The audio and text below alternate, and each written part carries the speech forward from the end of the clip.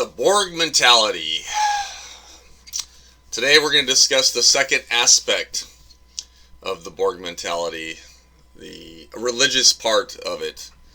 The religious part that is probably the most influential because of the fact that it is something that people have made up in their minds to be true, and they try to find documents and papers and brass plates and stone plates and stone tablets and things that declare that this is true because it came from a long time ago.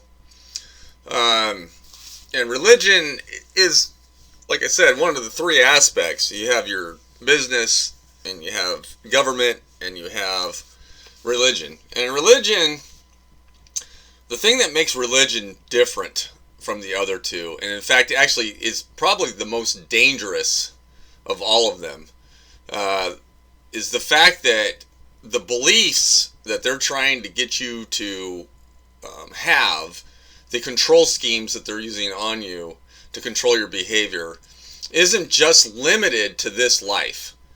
It is something that has to do with your existence as a being, as a spirit, into the life after this one. So when someone hates you in a religious sense, it is eternal. It is something where they're not good enough with just destroying you and your belongings and your maybe other people that you know. They want to eradicate you completely. Also, like in the heavens or hells, they just want you destroyed utterly. Okay, which makes it the most heinous, right? Because the government, usually if you get in trouble with the government, they're just gonna execute you temporally, right? They're just gonna get rid of your body. They're not gonna interfere with where your body or your spirit goes after you die, or whether you get resurrected or not, or whether you become part of the Matrix. They basically just say, well, you did something bad, it's against the law, we're now gonna eliminate you. But religions, they want to basically destroy your existence forever. Or if you do exist still, they want to throw you down in some place called hell where you're going to suffer eternally because of the bad choices that you chose to make that were contrary to the choices they wanted you to make, and they deemed them as bad. Yeah, I mean, there's this idea that there has to be one true church, or there has to be one true God, or there has to be one true Jesus, and and I personally have found that I think all of it is wrong. It all beats around the bush of what's true and adds more bushes to the bush, or adds more, weeds and trash and crap around the truth. And they try to say that, you have to do this and you have to jump through this hoop in order to actually become a god or live with God again. And I don't speak of this lightly. I mean, I've spent a lot of time in my youth studying about religion, about certain religions that believe that you could actually become a god, and that's the great American religion, right? You've seen them. You've seen the buildings, the big golden statue that stands on top of the temples. That's the American religion. That's the religion that offers the biggest payout if you actually follow their control schemes. So if you choose to do the things that they want you to do, you can become a god. And that's the thing. I always wondered, if I was to start over again and choose a church, why wouldn't you want to choose a church that gave you the best reward, right? Why choose one like, for instance, the Baptists, where they believe that you're basically a servant of God forever? So basically, everything you do is for the glory of God, and that's it. I mean, there's no individual worth, really. You're just basically a slave to their God. And like I said, I don't believe in that. I think that that's hogwash. I believe that people have a reason to live, not just because you're supposed to be a servant for somebody else. But then there's other religions that believe that if you do all these things that they consider to be good, you can actually become a god. So to me, that's like the best reward. Right? Why not go for that one? And you can see them. They're almost in every town now. These big giant church houses, and They have a lot of members and a lot of money, and that's the great American church. You don't see these big giant temples with golden statues on them in downtown areas where they're downtrodden and there's poor people. They always put them in the upper parts of town. Not in the areas where, well, we can't have riffraff hanging around our buildings that have gold statues. So they happen to be the elite. And and then they actually believe that they are, depending upon your skin color, that you are actually the leaders of the world. That because you are of a fair skin, that you are actually blessed by God or ordained by God or commanded by God, that you are actually in charge of the rest. And so religions tend to bring up a lot of the issues we have with discrimination and with sexism. There's certain religions that believe that only men can have the power of God, that women are only subservient to the man. And so that's where you have this issue with women not being able to vote, women only being worth half a vote, because of these religions that come up with these crazy ideas that have to do with sexism, and also with the fact of being a homosexual or whatever in between sex that you might want to be. They basically brought up the fact that Sodom and Gomorrah. Everyone knows the story about Sodom and Gomorrah, right? So that's something that they don't want to talk about nowadays. Like, they don't want to talk about the Old Testament of the Bible. They want to hide that and just talk about the one part, right? The 3 books, right? They just want to talk about the stories about Jesus. They just want to ignore all the rest of the stuff, but sometimes they like to talk about Revelations, because Revelations has some cool, end of the world type things. Or they like to talk about Genesis, because it talks about, how Adam and Eve came about and how they had, the temptation from Satan and that kind of stuff. So there's certain scriptures that they're okay with, that it's okay to talk about, but there are so many stories in the Bible that talk about things that you would find in a soap opera on afternoon television. But we don't want to talk about those things. And so, that's the thing with religion, is we pick and choose which parts of documents that we want to talk about, because those are the ones that make us feel good inside.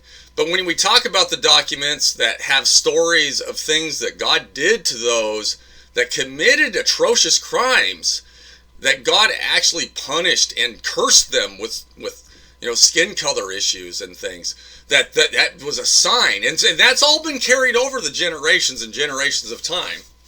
And what happens with that is the government then, as the Borg mentality changes the people, and the people become more corrupt and more wicked because of the fact that they have more stuff, and they think they can actually become ridiculous and come up with new sexes and new things, that the government picks up on this and then realizes that, hey, this is a divisive thing with people.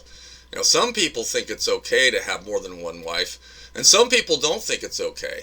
And so the government then takes that divisiveness and puts it against the people, so the people fight each other. And then what the government does is they're like, oh, looks like we're having an issue with this. We're going to have to take control of it now. So what they do is they basically, slap backhand the religion and says, you're evil or you're wrong because you say that these people are going to get turned into salt because they have a preference that you don't think is correct. And so, and I'm not trying to say who I'm with and who I'm for and who I'm against. I'm just saying that's what's going on. This is the Borg mentality. Religion is the government's favorite thing to use against the people, because they know that people have come up with these ideas over the centuries that are pretty ridiculous. And so they use those against the people to control the people via laws and other punishments. Yeah, and once again, this video series isn't about trying to convince you about whether there's a God or not and stuff, because I personally believe there is a God, but I believe that there is so much extra stuff that mankind has added to things to control people, which aren't necessarily bad. I mean, for instance, I was raised in the Mormon church, and there are some scriptures in there that I think are pretty good. I think there are scriptures that Bible people should actually follow because they make sense. And I remember when I was a child and I would visit families, and we had these things that we were supposed to do. It was a requirement for being a priesthood holder, and we were to visit families. And I remember this one particular family, they had a problem with smoking, and the only way you could actually attend the great temple, the great American Mormon temple, was if you did not smoke. You could not be worthy to enter into the temple if you were a smoker. And I remember sitting and listening to these poor old people, and they had a smoking problem. Both of them did, but they also wanted to go to the temple because the temple would promise them great things if they could go, but they couldn't kick their habit. And I was a young guy at the time, and so I asked my partner. I was like, so as we were leaving, I was like, so I don't understand why is it that they can't go to the temple, and yet people who are obese and eat Big Macs can go to the temple. Well, guess what the answer was from my partner? Guess what my partner told me to do? I bet you can guess it. How about you pray about it?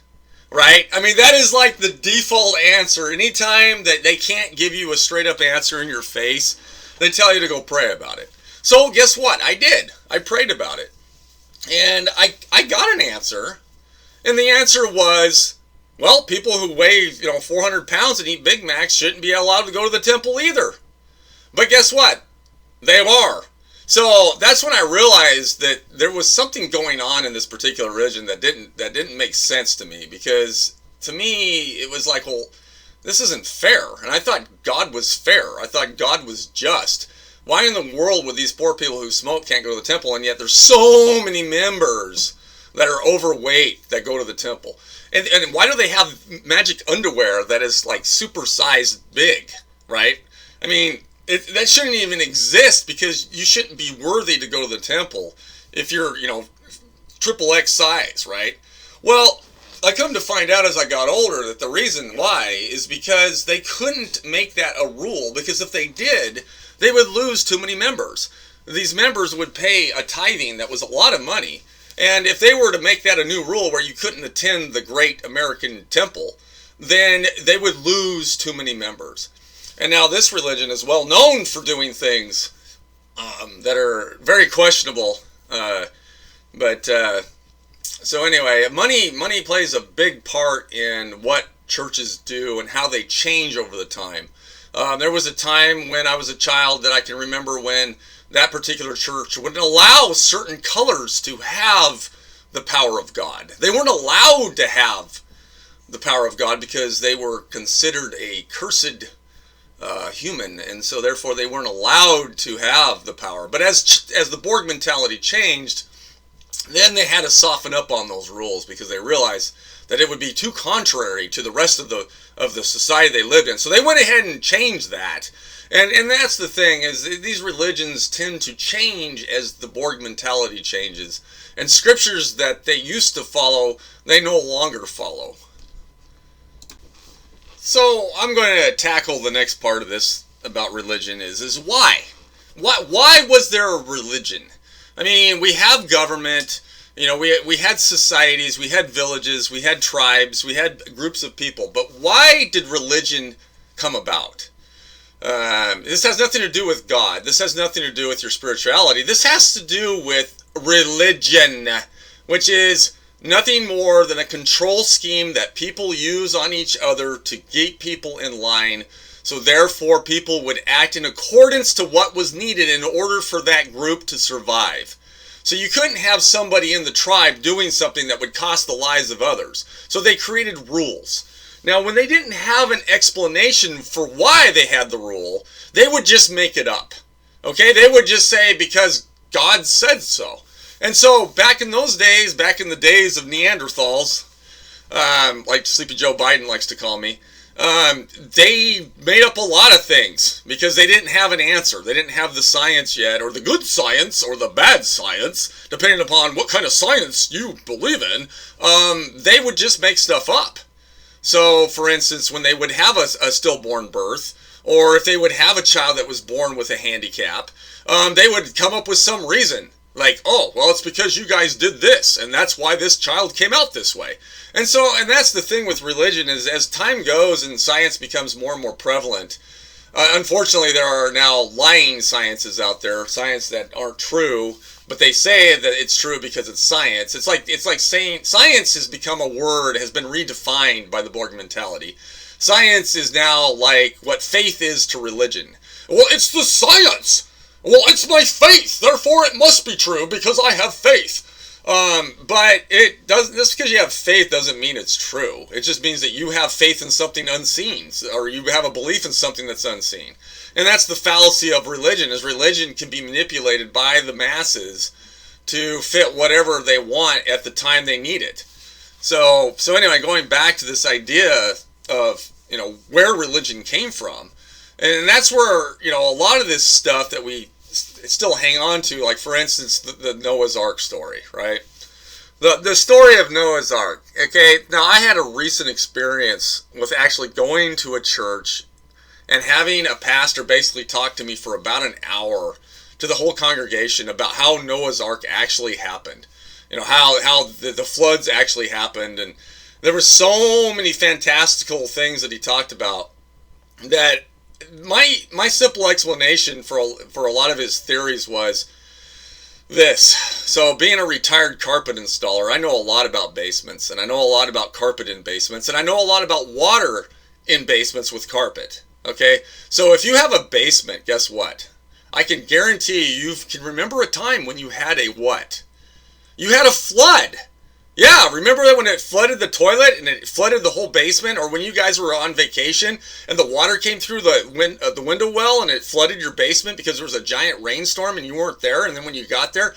And so imagine that happening back in the Stone Ages, back in the days of cavemen and writing things on the wall.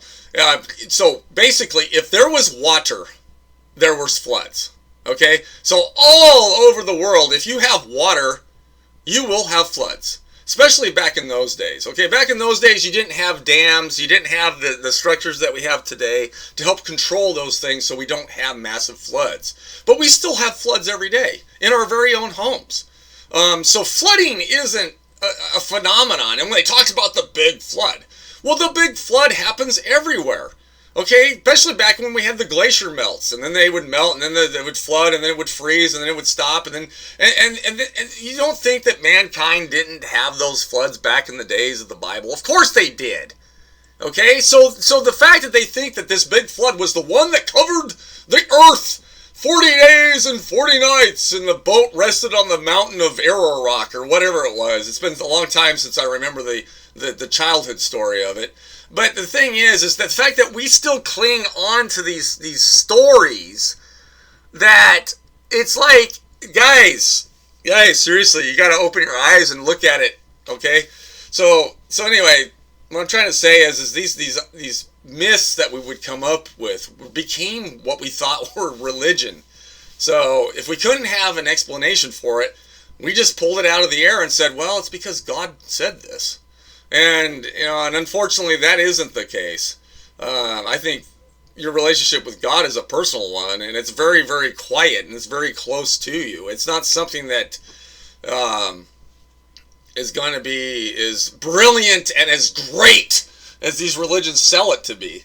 It's just way over the top when it comes to religion in this world. I think too many people use it as a crutch, as an excuse to not do things they should do. They use it as an excuse not to say things when they should say things, because they feel that they're just a sinner and that they can repent and someday they'll be saved. Yeah, I mean, going back to the flood story, I remember when I was young and I was very naive and very gullible. I mean, I would believe so many things that was taught to me, especially from the Book of Mormon and the Bible, right? And I remember having a discussion with my grandfather. And my grandfather was a good person. He believed in his religion, and he was very devout, and he actually served in a lot of callings in that particular religion that required a lot of his time. So he was very dedicated, and I always saw him as a person who was very close to God and was spiritual. But I remember one particular time when he actually asked me this question. He goes, Brent, do you actually think that Noah's Ark happened? And I said, yeah, because it's in the Bible. And my grandfather just looked off into the distance and was just like, oh, you could just see it on his face. Like he was just like, oh man, he's got so much to learn. So, that's coming from someone who believed in the Bible and yet realized that was just a story that happened to get transcribed into the writings and has been passed down from generation to generation. Okay, so this idea, let's get right to it then. The root, the Bible, okay, or the Book of Mormon. Who wrote them? Who wrote those things? Okay, guess what? It wasn't God. It was a man. It was men. It was people who had education. It was people who had money. It was people who were in charge of controlling these documents and kept them as a record of how to keep people in line, how to keep people in check, how to keep the Borg mentality as something that was written down on something so it could be passed down to generation as things that you should probably do in order to have a happy and healthy life. So I'm not trying to Bible bash. I'm not trying to Book of Mormon bash. But the rest of the world wants to do that with each other's scriptures, right? We have the Quran. We have the Bible. And yours is wrong and ours is right and blah, blah, blah. And you know what? The thing is none of them were written by a God, okay? They were all written by well-to-do people. So for instance, if we were to have someone write it now, okay, I can guarantee you they wouldn't be living in my neighborhood. Okay, you know why? Because I'm not a rich person. Okay, I don't have lots of things. I have an internet, and I have the ability to make recordings like this one. But I'm not astute enough. I'm not important enough. So like, for instance, Mr. Inslee, he can be one of those guys that can actually keep records of the people, and that someday he can pass those down to the next generation so they can see what it's like and how to deal with a cold virus, right? Oh, look what they did, how to deal with this cold virus. So then therefore they'll try to do it. And then someday someone's going to go, well, maybe they didn't need to do that. Maybe they didn't need to sacrifice that particular thing because there was a way to fix it, but they didn't know how to fix it, so they went ahead and sacrificed it anyway. But anyway, I'm getting off topic. And that's the thing, is I'm not saying that government is bad and necessarily, and that religion is bad necessarily. You need to have some way to control the people, especially the dumb ones.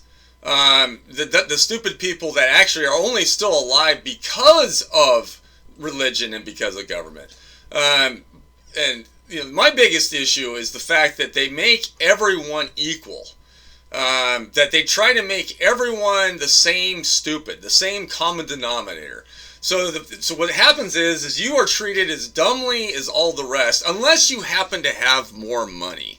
So if you happen to have more money, it is a measurement of your worth. It is a measurement of how much you're able to do because you make more than somebody else. It has nothing to do with your character or whether or not you're close to God. It just has to do with how much money you have. So if you happen to belong to the great American church, and you follow every single rule and every commandment, then you can live with God someday.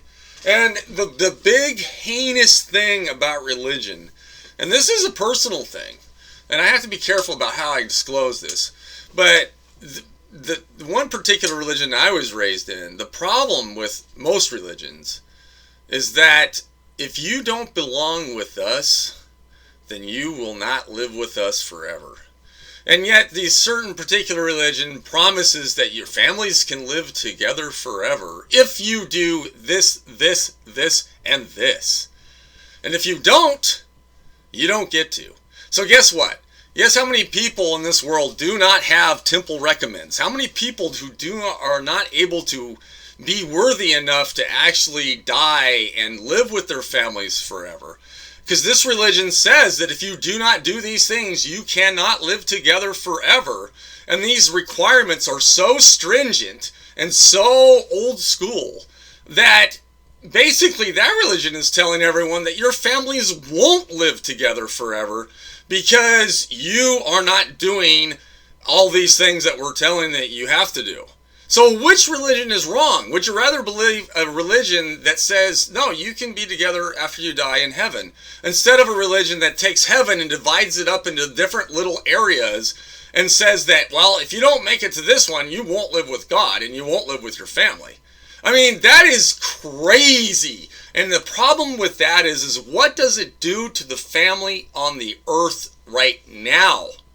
Okay, so if you have a particular family that believes that they have to do all these things, and yet you have members of that family that don't do those things, how do you think it makes the people feel when they are trying to have an actual relationship with someone who believes those things? Okay, and it doesn't matter whether you believe it or not as a person who doesn't do those commandments, because you already don't believe it. That's why you don't do it. But what does that do to your relationship with the person that does believe in it? Because the issue is that person, since you think that they are so devout to their church, that they actually, the more they're devoted they are to the church, the more that they believe that they aren't going to live with you someday in the hereafter. That it becomes, you realize that your relationship with that person is fake. That relationship isn't genuine because they have a belief that is contrary to yours. And because of that, you can't open yourself up to that person all the way, because you realize that that person's ultimate goal is to live separate from you. So that's the big issue with these families that believe in these certain religions that actually divide the family, and yet they use false truths and things that say, well, no, you can live together forever if you do this, and this, and this, and this, and this, and this, and this, and this, and this, and this. And if you do happen to break one of the rules, well, it's okay because you can repent and you can still go there, live there anyways. Okay, so that's the thing. To me, it's too much. There's way too much fake crap mixed in there. And when I'm dealing with a person that has that belief, I have to kind of put them on the back burner a little bit. You know, it's kind of like the particular family member that has a lying problem. You don't take them seriously when they speak. You kind of just put it in the back of your mind and think, yeah, this guy's got he's got a pathological lying issue. So, and that's kind of what I have to do with these people that have these beliefs, that it's like I can't be genuine with them. I can't be open to them because their belief is actually heinous to me. It's like, wow, why should I invest any time into this person when this person's full time is invested in this religion that wants to separate us? Yeah, so you become disenfranchised with that person or with that religion or with that group of people. You get to where you don't feel comfortable around them because of their beliefs. And now it doesn't matter whether they believe in it that much. It's just the fact that they stand for that. So, that's why I say people need to be more careful with who they support with their money. Because you're basically saying that you support what they're doing. And there's a lot of companies lately that I can't go to their places of business anymore. I cannot stomach the idea that they're so anti-liberty and they're so anti-freedom and they're so pro-communist or /fascist that I just can't take it. And that leads me into the next topic, which is business. You know, how the Borg mentality is on high speed right now, being changed through businesses by the government. So the government uses the business to get what they want because you're tied to them through your job.